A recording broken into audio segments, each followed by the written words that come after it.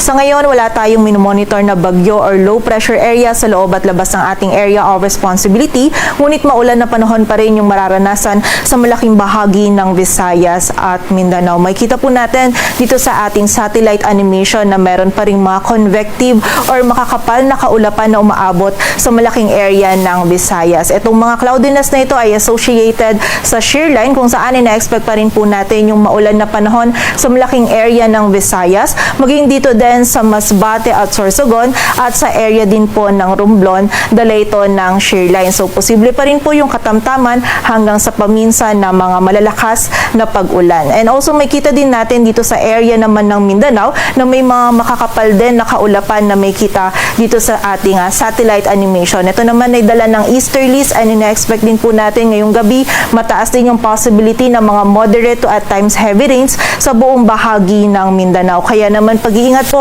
para sa ating mga kababayan sa posibilidad ng mga pagbaha at pagguho ng lupa. And also dito naman sa malaking area ng Luzon ay apektado pa rin ng amihan or umiiral pa rin ng amihan. Ina-expect pa rin po natin magiging bahagyang maulap hanggang sa maulap yung ating kalangitan. Posible pa rin yung mga light rains lalong-lalo na dito sa nalalabing bahagi ng Bicol region, maging dito din sa area ng Quezon.